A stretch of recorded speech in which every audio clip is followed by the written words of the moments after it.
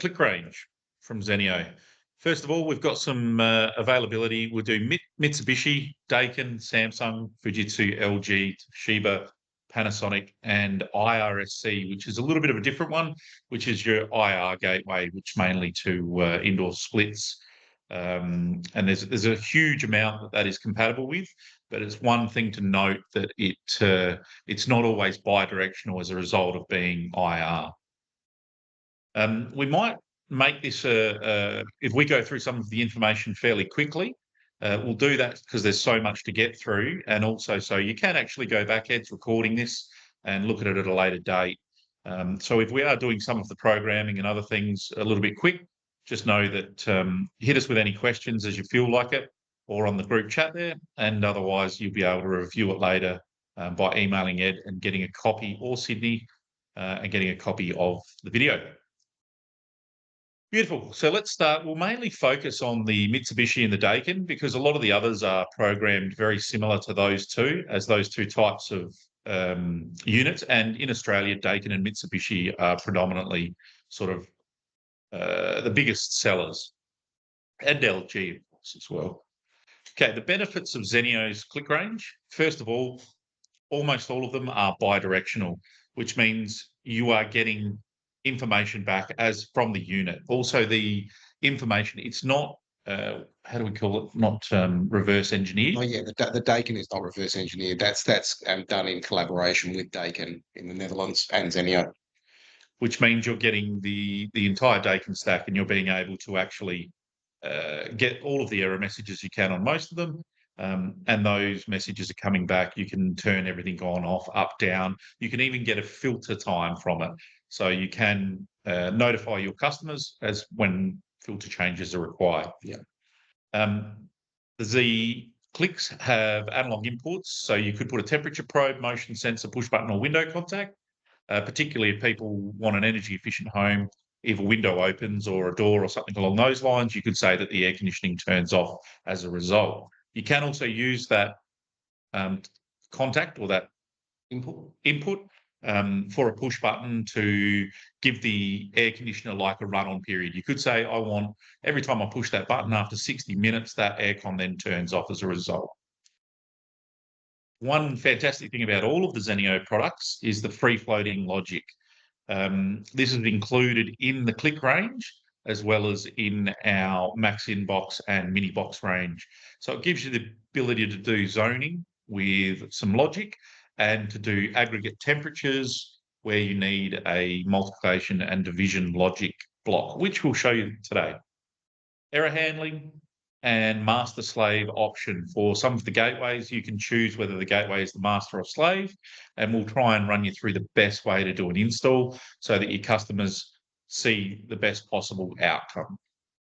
And then we also have a simplified mode in the gateway. So this is a 1-bit mode, so that you could send a 1-bit for heat, a 0 for cool, 1 for heat. Yeah, that's correct. Yeah.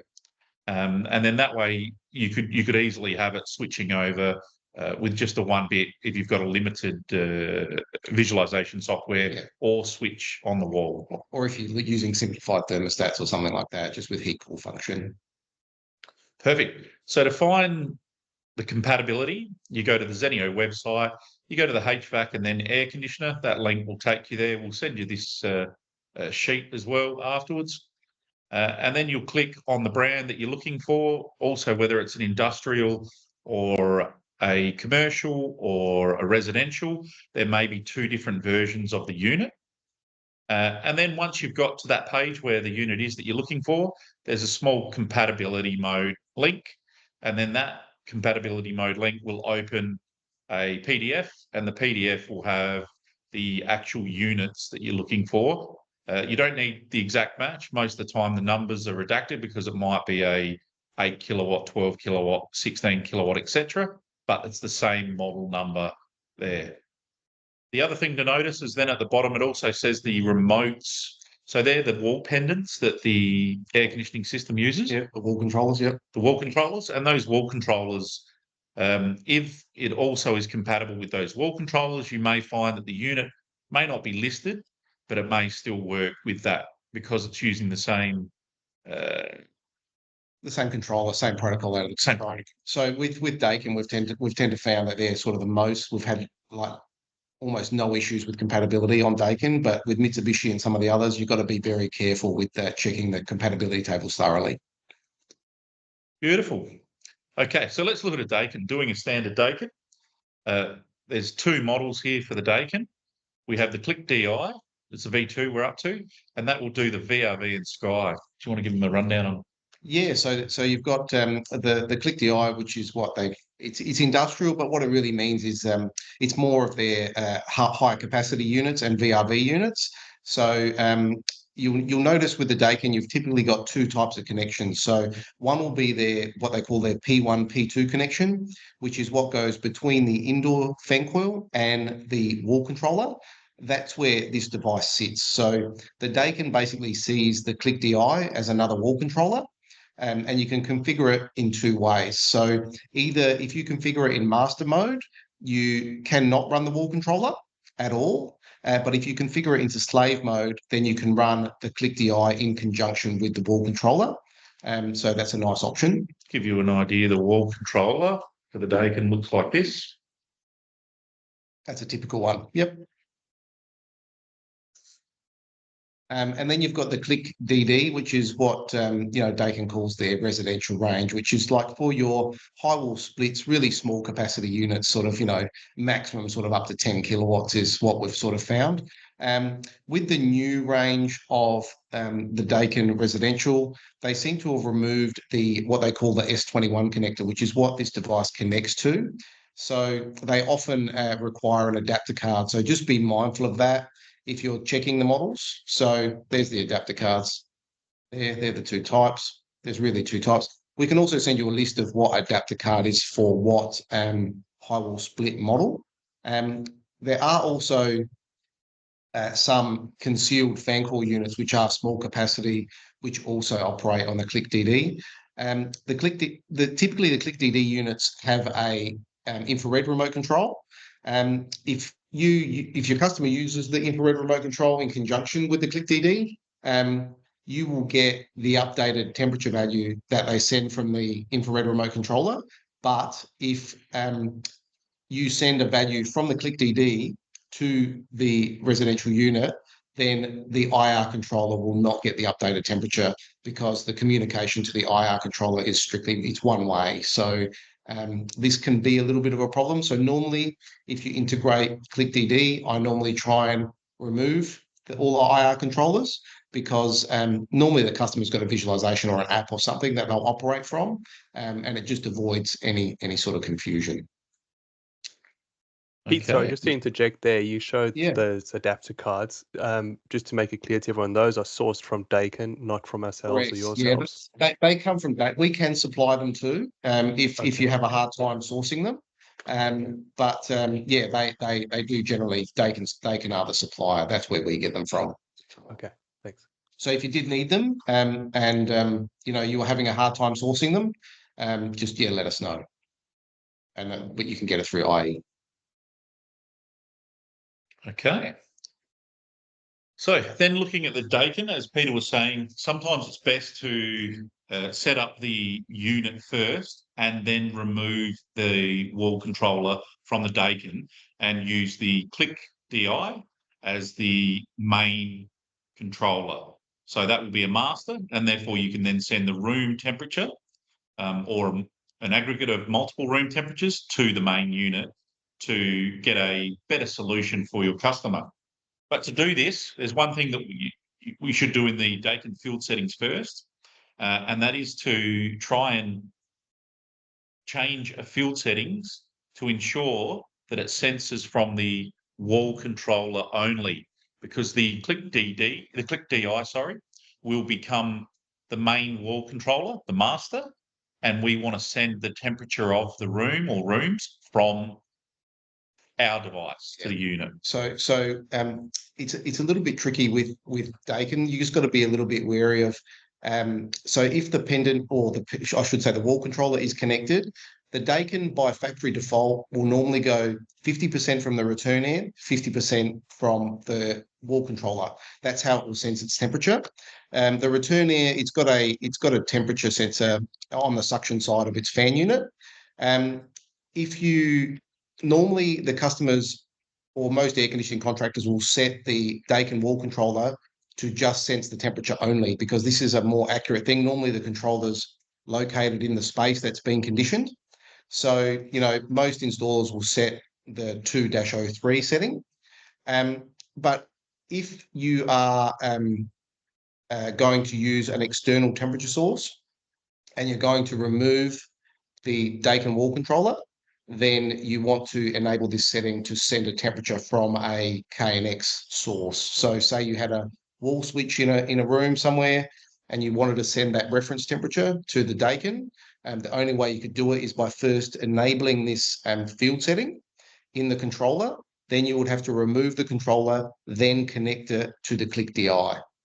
Because if the Click DI is set to master and the Dakin controller by default is always master, two masters will cause the unit to go into error. And we'll quickly show you that field setting now. So we've got it connected to a Dakin unit here, and we can see that. Does that look right? So the first thing we do is we click it so that we've then got the screen lit up, and then you hold this bottom right. And if you hold that for about 4 or 5 seconds, it'll go into the field or the service settings. If you click down to where it says field settings and hit the enter button, you'll see here we're already in mode 20 at the top here. So once we're already in mode 20, we need to go to 2, and we've already set this one. Oh, if I go back to mode 20 and we hit the across, we're at 2 there, and the setting we want is 3. If we wanted to do it from both pendant, or half-half, is 2, or just from the return air is 1. But what we want here is 3, and we hit the enter button. It will save that setting into the Dakin unit, and once that's done, we just hit the return, and it will do its checking the connection.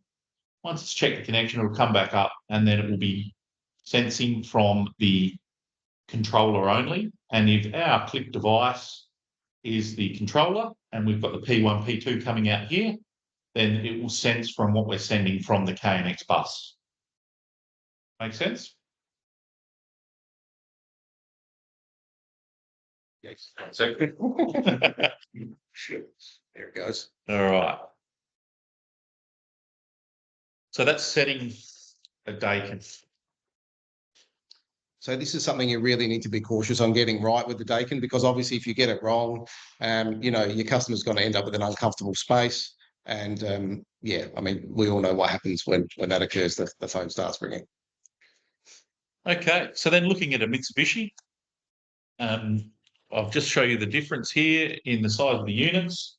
So the Dakin comes in DIN mount for the DI, and the DD also comes in this size to fit in them. But the Mitsubishi unit comes with a plug already on it that fits the Mitsubishi board. But one thing to note is that some of the Mitsubishi boards, the older ones, require a adapter cable. So we also stock the adapter cable for the Mitsubishi older boards, and it'll plug into the CN100 or this one, the CN102, 105, 92, I think. 92. Yeah, but that'll show you anyway in the manual. Yeah. So that's the adapter card and the Mitsubishi one. The programming is very similar, which we'll run you through in a second, like right now. So let's start with the Dakin and the parameters. Pretty straightforward. If you've got inputs, you can select the inputs to come on.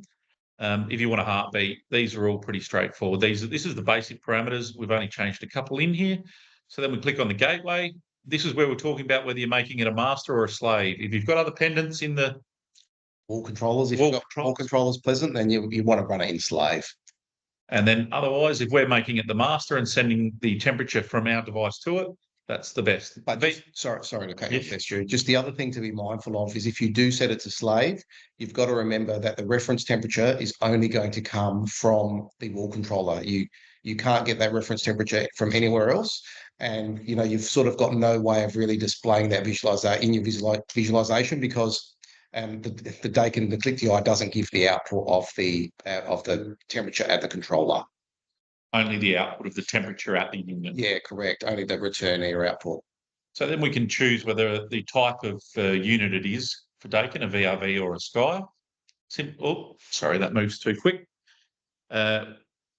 Then we've got simplified mode. So this is where we're talking about heating and cooling with a 1 bit. So you can change it and you select your fan speed. And if you have any flaps, meaning I like the vanes. The vanes. Yeah. Yep. So you can adjust those there. I think it's got vertical and horizontal. I can't recall. Yep. And no, so sorry, on the industrial, you've only got one type of swing. But like that's for some of those larger ceiling cassettes and stuff like that. They have that on there. And the other thing is automatic fan speed is now available in the Click DI as well. So that's a lot of people often ask for the automatic fan speed. So the Dakin obviously adjusts its fan speed according to how far it is from set point. Beautiful. We scroll down. Sending period for the reference temperature. It will depend on your bus, obviously, and how busy your bus is, but 2 minutes is a regular interval that we'd recommend. And then the temperature set point. This is if you wanted to limit the temperature set point. For example, a lot of people have issues in commercial buildings. Commercial buildings where people want to fight. You might only set it from 20 to 24, so that nobody can adjust it any higher. Automatic switch off. This is where I was telling you before, you could have an automatic switch off where you have a 0 and a 1, and you could send to it a button or something similar saying, I want it to switch off after 60 seconds. I want it to switch off after however many seconds. Initial configuration. So this one is the initial configuration here is where it comes under what we would like after the return from bus, after you've downloaded the product, what you would like for it to actually happen, last before restart, or whether you would like it to sit in an off mode and you need to require it to turn on for it to actually come on. Yep. Fan speed we did. And so obviously the Sky Air is what they can refer to their single units, which is 1 outdoor, 1 indoor. So that would all be Sky Air. That would fall under that. Anything that's VRV is typically units that have 1 outdoor but multiple indoors. So when you go into VRV, there's a few other things you need to be mindful of, and we'll run you through those shortly. And then when we get to, we can do operation time. You could do hours and seconds if you like, and then the sending period for that operation time. You might want to just update it every day, but up to you. Also filter options. So you can click here and it will actually give you filter objects right down the bottom. So you can see it'll then, when you click that, it'll give you these objects to reset the filter status, and a 0 or a 1 saying change filter. Clean the filter, yeah. Okay. So do you want me to change it? That is the VRV? Yeah. Well, I mean, so what will happen is Sky Air is very straightforward. Obviously, you just got to be really mindful of, how you set up that pendant and where you're getting your reference temperatures from. That's important. When you go to VRV, the next thing that's introduced with VRV is you have what's called a master of mode. So this is what happens on a 2-pipe system. They can also do 4-pipe, but most people do what's called the 2-pipe system. What this means is that all of the indoor units can either run in cooling or in heating. You can't have half in heating, half in cooling. So the way they can manage this is they have one of the controllers becomes like a master, and this controller it sort of automatically gets nominated by, as soon as the controllers are connected to the Dakin unit, and that the controllers just nominate by random whichever one becomes the master. The actual HVAC installer can set up which one is the master, but normally it's just a random thing. In the ETS, you will see an extra object appear out of the Click DI V2. Stuart will show you now. Is that one there, the operation mode management. So when you've got it set to VRV, you will get that extra object. So what this means is if it's 1, if it equals 1, that 1 byte value, it's a master unit. If it equals 2, it's a slave unit. So that means 1 unit is going to be like the boss. So if you set heating on the master unit, you will not be able to set cooling on any of the slave units. But if you set cooling on the master unit and vice versa, you can't set heating on any of the slave units. They can either cool or fan. They can't do both. So what we tend to do is we normally just link all of the modes together. So once you know which one's the master, you will just get the modes from all of the other units, say drop them into one common group address. And then once you change the mode, all of the units will follow. So that way they're either all in heating or all in cooling. And there's just no confusion that way. But again, it's an option of how you want to manage that. But that's typically the way we would sort of do it. So just to reiterate, you can see here that there's 2 indoor heads on this design, and they would be both going to 1 outdoor unit. And that means that one of these heads will end up being a master and one will end up being a slave. And the idea is it's very hard without a Dakin wall pendant to work out which one is which.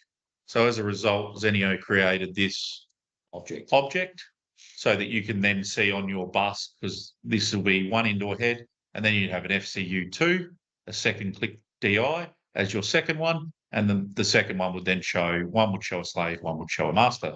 So yeah, just to be clear too, you do require 1 click DI per indoor fan coil. So if you have a system, say it's a VRV, it's 1 system with 1 outdoor unit and say 5 indoor units, you will require 5 click DIs to manage that system. Makes sense. Let me skip back a little bit. Okay, so looking at the parameters and what you require. So we'll just go to group addresses for you. We've already linked the majority of them. So you can see this is our standard set that we use for a Dakin that we can recommend. On-off status, you'd have the mode, which is a 1 byte value. And if you look at the object that links to that, with all the Zennio ones, when you look at that mode, it actually tells you what is being sent on it. If a 0 sent, it's automatic. 1 is heating. 1 is heating, yeah. 1 is heating, 3 is cooling, 9 is fan, 14 dry. And the same again goes for the fan. So when we chose 3 fan stages, or if you chose 2, it will adjust these values. So if you're setting up a switch or anything else, if you want to send a specific fan speed, then you would just send these values here and it will then go to that fan speed. So it's a good way to see it. Mode, if you have multiple units, we recommend linking the mode. But just remember the master sort of has to be in that mix, or else the other units will just not change. Then we have the set point. Hey, Stu and Peter. Hi, it's Simon here. How are you guys? Good, buddy, good. Mate, thank you. This is really valuable information. Just while we're on the Dakin side of things, we have a question in the chat from Michael saying, whatever the AC contractor has hard coupled or wired together the P1 to P2 for multiple indoor units? Yeah, so we've had this occur before. The click DI cannot deal with this. The Dakin controllers can, you can daisy chain the units internally. So the only way to get around this is you would need to split the P1, P2s, and you would need to put multiple click DIs in to manage this. You can't do more than one, unfortunately. It's just not, it's not built into the click DI. Okay, thank you for that. It's probably not the answer he wanted, but it's the only way to get around it. But that is, we've seen that before, and good question. So back to it, set point status. And if you're doing multiple units, you may want to change the set point status according to each fan coil indoor head, but just keep the mode the same with a master, like we were saying. Fan speed, and then internal temperature status. So that's the return temperature inside the fan coil unit. This is really not something you often want to show the client or the customer, but it's good. It's a good reference for setting up the system. So if you want to see the fan coil preheat to make sure that it's heating up, it's a good way to do it. Often installers will use this temperature as a good guide on, how the system is operating, if it's heating up the coil appropriately before the fan starts, specifically for heating mode. Cooling, it's also handy too. But yeah, the Dakin only uses it when you have that 50-50 set up, or if you just got it set to the return air temperature only. That's where it gets its value from. That's the return air value. Mode simplified. This is the 1-bit mode where we're going for heating and cooling, and you can see the data type there tells you 0 is heating, 0 is cooling, 1 is heating. Also with the Dakins, we also get error communications. So there's multiple ones. So this one's a communication type error, meaning that it's got no communication to the unit. We've got a wrong acknowledgement alarm, and we've got an external error. This means the Dakin internal head has no connection to the Dakin external outdoor unit. Just so that you guys know, it's a good way of working out where the error is coming from. And then there's a Dakin code. So this is, sorry, it's not a Dakin code. They're native Dakin now. Native Dakin now? So that code that appears in that 14-byte string is actually a direct correlation of the Dakin, the actual Dakin error code. If you need the Dakin error chart, we can organise that, and we might even include it as part of the presentation. Perfect. I'll just write a quick note for that Dakin error chart.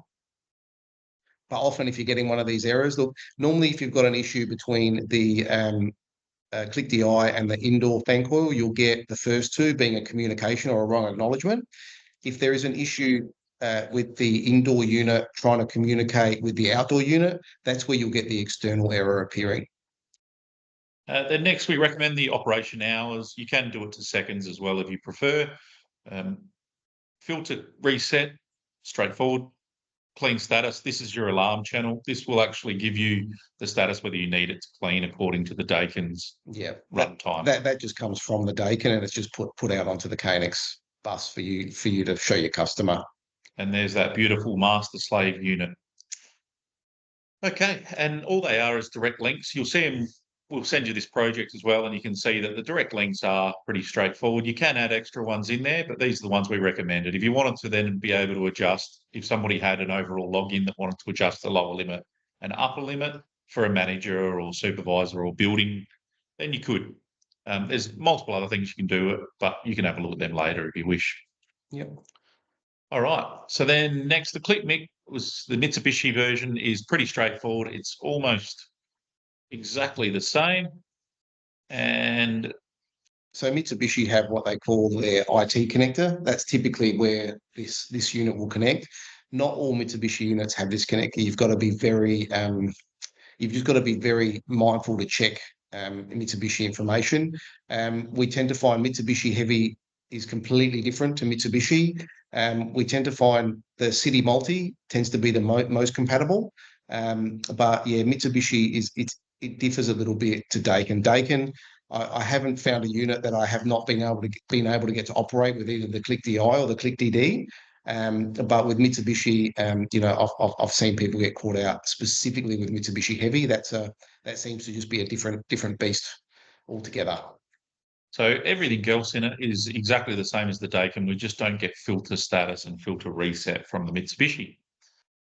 Pretty straightforward. So then if we're going to do zoning, so what we've added in here to this project. Sorry, should I just mention one more thing? Just with the ClickMit and also the majority of pretty much all the other gateways, including the Click DD, what you've got to be mindful of here is if you are providing a reference temperature in the device. So if we go here and you go into the AC gateway and you're going, right, I want to provide an external reference object. So what this means is that you are going to send a value from, say, you've got a light switch on the wall or something like that that's in that space that the unit's conditioning. The controller might be located in that room. It may not be. What the ClickMit will do, and every other one, including the Panasonic, the Fujitsu, all of the others, excluding the Dakin Click DI is the only one that doesn't do it. But what this does is it does not send this reference temperature directly to the fan coil. What it does is it takes the reference temperature and then say you've got the system in heating. And at first, when the customer first sets it, say it's set 22 degrees and it's not getting to that temperature. what the ClickMit will do is it'll bump up the controller to 23. If it still doesn't get there, it'll bump it up to 24. And this is where you get a difference between the wall controller and and the temperature the customer's set in the visualization.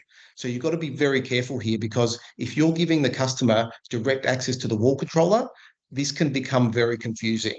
So sometimes if you're doing a ClickMit or a lot of the other ones, it's best to put the controller away somewhere, preferably not in the roof with the unit, but somewhere. And this way, if that temperature varies, the customer doesn't go and look at it. So the unit will keep pumping up the temperature. For example, say it's hasn't hit the 24 degrees that the customer set, it's going to set it to 26, 27 until it gets there.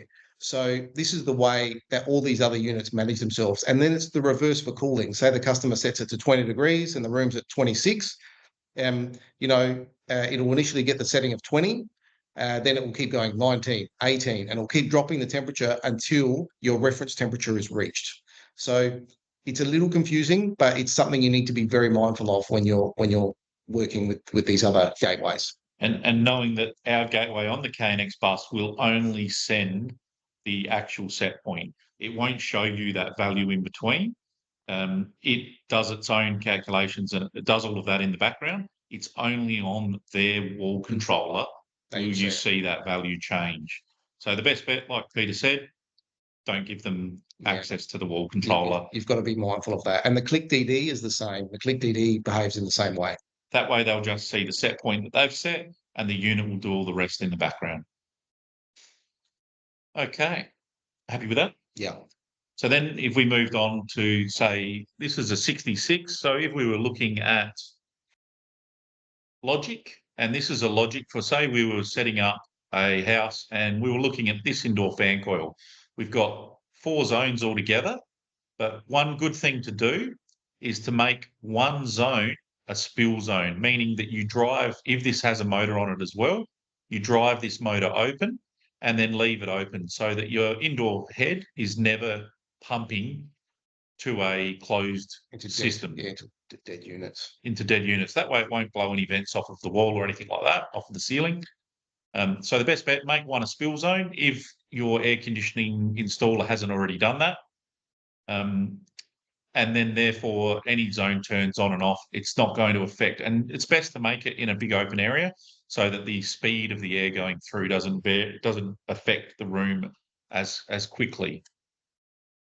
Okay, so for example, indoor head, and so therefore we're going to have 3 zones on this. So we chose a 66, which is a multifunction relay, and it's got 6 outputs, but it can be changed to being 3 shutter. So I've already done that, and I've changed in the general configuration of 66 outputs. We've clicked, then the outputs here, I made it shutter channel, shutter channel, shutter channel. And then on the shutters, I've just done a configuration of all 3 exactly the same. I've left it at 600 to start with, but you may want to time the motors for your baffles to see how far and how long they take. Yeah. Sometimes it's handy to time. Some take 8 seconds, some take 90 seconds. Sometimes if you ever want to set a percentage on the baffle, you can do that. So some people don't like to close them all the way, so you might set a really short time for the close, so it can't close all the way, and then a long time for the open. And just note here that this is 600 because it is times 0.1 seconds. So 10 here is 1 second. So 600 is 60 seconds. 60 seconds either way there, we've set. Then you can actually change. So I've just enabled status objects here for this one, and which will then open on the left here. And we're just going to send every 1 second a percentage change. If you ever did want to show the baffle going to 100% or to 0 to closed, you can show that, and it will show it moving if you tick and put 1 second here. And if you wanted movement and direction, you can do this for Apple Home. Yeah, I mean, that's more for if you're using it for a blind, but yeah, for that it's probably not so relevant for the aircon. Yeah, perfect. And we've done 3 channels at that, and then as a result, you'll end up with your objects. We would then have zoning. I've just put here zone 1 on and off, and an on and off status. And the status, I've just linked the percentage so that you could show that on a visualization software as it being open or closed. So the move is where it links to the on-off of each channel, B move, and then you would see the shutter. So you'd have to pair them up. So, for example, this is the first pair, and you would see here you've got a shutter up and a shutter down, and they would wire that into that pair. So normally I believe down is the opening of the shutter, which I know it seems a little bit reversed, but down is to open because that's sending a 1, which is what you typically say as an on. And then when they send a 0, you're going to want to raise the go on the up, so that would be the close. Perfect. And you can see it does have the arrows as well listed for A1, A2, and you can see that. So once you've linked all of those, which you can have a look at later, there's one thing that we do need to do, though, is we need to do a little bit of logic to say that anytime anybody turns on one of the 3 zones, that we do want the unit to turn on. So we might actually... Do you want to do that, Peter? You want me? Yeah, sure. Yeah. So we'll do that in the 66. So you want to do the logic in here? Yeah, in the logic in there. So we'll go configuration. The logic functions are enabled. Click the logic functions. So in the configuration, we're only going to require one function for this.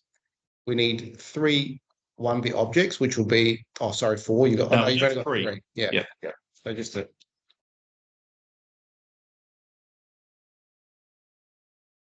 So what we're going to do is these 3 1-bit objects, we're just going to create an OR function. So if you were to turn on any one of these 3, it's going to bring on the main fan call unit. So, and the opposite, if all 3 are turned off, it's going to turn off the main fan call. So the trigger is basically if there's any change on these 3 1-bit addresses or 1-bit objects, I should say, it's going to run the operation. We're going to bypass the execution. This is like a gate. You can add this in if you want, but it's not required for what we're doing. In the operation, we're just going to say we've got 1-bit data entry 1, and we're going to go OR 1-bit data entry 2 is going to equal B1. So B1 is an internal value. It stays inside the actuator. It does not get released on the bus. So then we're going to carry that over into the next operation. So we're going to go B1, then we're going to create an OR function here, and we're going to add data value 3. You can't use the same one. So B2 is another internal value. So all these are internal values. You got 32 objects of 1-bit. So you can see here it's going to be 1-bit data entry 1 or 2 is going to give us B1. Then we're going to carry B1 into here, or 1-bit data entry 3 is going to give us B2. Then the result is where we release this onto the bus. So we're taking B2 and we're going to put it out onto the bus. This is where it'll get released as the result of function 1. So we're going to go into our group objects now. What you'll see appear here is those 3 1-bit data entries and then the result.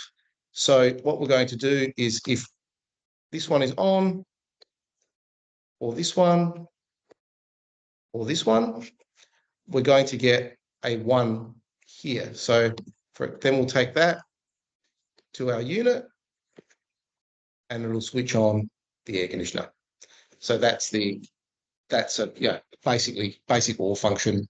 1, 2, or 3 switches on the Dakin. If 1, 2, and 3 are all off, then it will send an off to the Dakin there. Perfect. So that's how you would run simple zoning. And if you were displaying it, you would still display maybe the status of the main unit. But you wouldn't give them direct control over. But you would give them the on-off of the main unit. Makes sense. And then you'd show them the main unit status, whether it's running or not, and then the mode and the set point. And then underneath that, you would run your 3 zoning on the visualization for them to turn on and off, and they can set the set point for the main unit for those 3 rooms. But that does bring one thing then. You may be running the indoor head to 3 rooms as a result. So you look at it and you go, well, where are we going to send the temperature from? It might not just work to send the temperature from an open area because they might close the door or something like that. So you might want to do an aggregate of a couple of zones or 3 zones to get your temperature. So what I've done is I just set up 3 switches and I've done a slight variance in the switches, because in all of our switches we have a internal temperature probe, and those internal temperature probes, you can also take a temperature reading and you can send it as often as you want. And I've picked the wrong one. The others, I've then done a temperature sensor calibration, so you can see that we'll get 3 different results for those temperatures. But what you want to do is you want to take those, say, 3 temperatures, and you want to ensure that those 3 temperatures, you're getting the aggregate of them. The average. The average of it. So if you want to do this one, or you want? No, you can do it. So looking at it, we'll have the same again. We'll do the logic, and the logic in the click as well as in the 66. These products have free-floating logic, which means they can do logic to do with any other devices as well. They used to enable your 3-2 bytes. Yep. And we want these to be floats.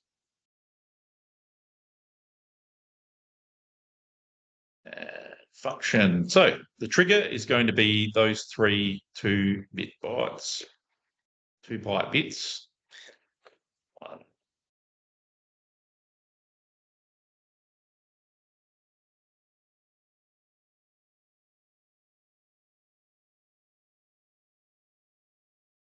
Okay, as Pete said before, these are the triggers. Any movement on any of these channels will trigger it. We don't need a condition again. We're just going to do a couple of operations. So the operation is going to be, first one is arithmetic, and we're going to do 2-byte float, and we're going to say 2-byte float 1, and we're going to add, and we're going to do 2-byte float 2. Let me just shrink this so we can see it as we go. And then it's going to be the result again, internal result X1. So we go to the next one, and we're going to go the same again, arithmetic, and we're going to say 2-byte float, and we're going to say X1, which was the easy way of doing it, which is the result, and we're going to add then 3. Makes sense. And then next, when we look at it, X2. So as a result then, now we've added all 3 together. We need to divide it by 3 because we've added 3 values there. So the first one will be arithmetic, and it will be 2-byte float, and it will be the value of X2. And then we're not going to do ID, we're going to do division and constant value and 3, because there's 3 we're put in there, which will give us the average. And then this will have to be X3 as a result. So that X3 we want to carry onto the bus, like Pete said. So in the result, we want to go here to a 2-byte float. We want to change this to X3, and no restrictions. We're always going to send it on the bus. Therefore, you'll see then as a result, we have, if I go to the bottom, we've got the 3 data entries. So if I now bring this back up, and we go to temperatures. So these are the temperatures I've linked from the switches. And you'll see there's 3 temperature values, but we want the average of all of them. So we link it to the first, second, and the third. And then the result, we're going to send out on the bus, the result. But one thing to note is before I had this click DI, I had it just going to the external reference temperature of temp1 for one room. So I'd have to unlink that now. And the temperature we're going to send to the unit is the average. So that would then be linked in the same average, and we would obviously download to the product. So you can download to that, yeah, you can. Yeah. And once we've downloaded to it, we'll do a read on this, and it should send out a value to show that it's doing its logic.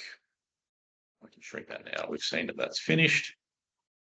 And I'll just have a look if it's restarted. It's just restarting now. Oh, that's my USB disconnecting. So if we read value on that, it'll read a value on all. And as a result, we've ended up with 9 because they all haven't sent yet. They all haven't sent yet. So it's still it should send shortly. How long did I have the switches sending? Probably too long. Maybe drop that to 30 seconds or something, just for the example. Yeah. Yeah, just drop it to 3 seconds. Bang.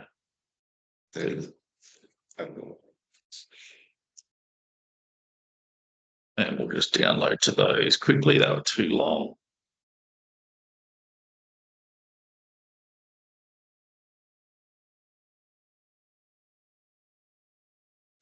Yeah, it's going to do it 3 hours.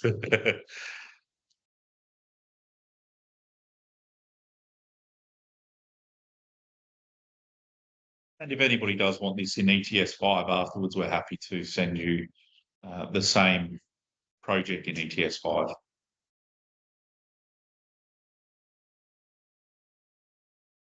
Beautiful. So either that's going to work or either there's something wrong in the math. So just give it 30 seconds. It's still going to. It's weird. It doesn't seem to, if you do a read, it doesn't seem to do the calculation until it actually sends. Oh, here we go. They're all about 25. 25. Yeah, see, because it hasn't actually sent. But when they start to send, there we go. There you go. Now it's starting to bang. But not all of them have sent you. Only the first one has, you see. So wait till the second one sends. And then the third one will send. And then that should be the average, I guess. You would have thought it'd be. Unless I made an error. There we go. There 23. Beautiful. And because I put 1 4 degrees up, 1 4 degrees down, that one should be pretty close to the actual average, which it is. Fantastic. So if we go back, the only other notes we had there is you can do an aggregate of 2 instead of 3 or 4 or 5 according to your logic and the spill. And then that just tells you how to do that aggregate. And we've showed it in ETS.